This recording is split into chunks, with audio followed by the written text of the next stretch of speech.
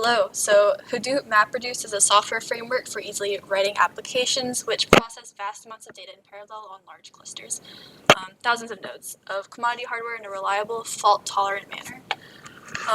The MapReduce framework operates exclusively on key-value pairs. That is, the framework views the input to the job as a set of key-value pairs and produces a set of key-value pairs as the output of the job. The Hadoop framework is implemented in Java. MapReduce applications need to be written in Java. So we have an example of a MapReduce application to get an idea of how they work. Word count is a very simple application that counts the number of occurrences of each word in a given input set. So we have our word count application and we have our mapper function to start. It's quite straightforward. The mapper implementation via the map method processes one line at a time as provided by the specified text input format. So we specify text input. We have our string tokenizer to separate the tokens by white spaces, and then we iterate through and return word 1 for each token. So again, we are splitting by white spaces, iterating through, and then returning word and 1. An example of that is our first mapper or our first chunk might return hello 1, world 1, by 1, and so on. The second chunk could be hello 1, Hadoop 1, and so on. And this is what the first mapper returns.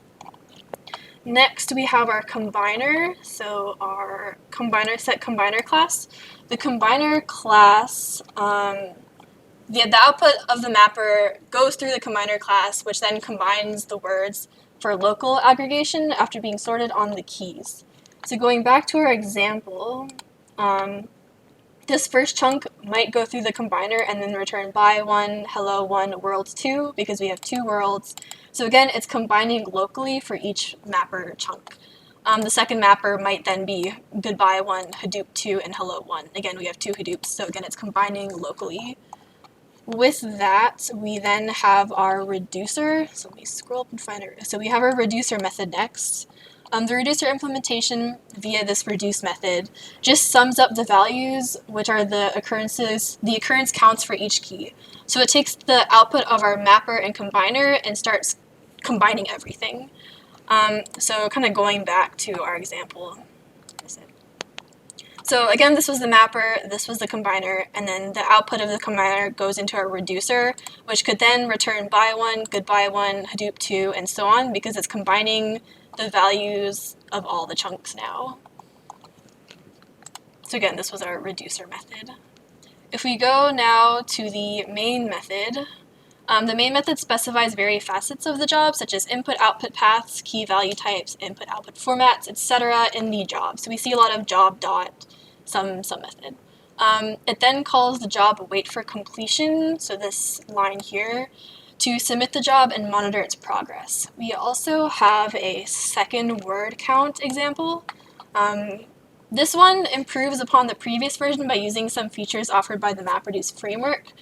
For example, it demonstrates how applications can access configuration parameters in the setup method of the mapper and reducer implementations.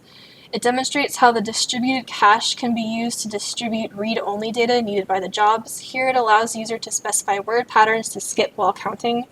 Third, it demonstrates the utility of the generic options parser to handle generic Hadoop command line options. And lastly, it demonstrates how applications can use counters and how they can set application-specific status information passed to the map and reduce method. So then after implementing your code, and if we want to export it as a jar file to run on Cloudera or AWS, we can go here, export as a jar file, and then we can upload this to a Hadoop cluster and then run the following commands. So then we can run this command from the cluster to run our jar file. So again, if you want to run this on Cloudera or AWS instead of just your personal computer, you would export it and then run it using this command.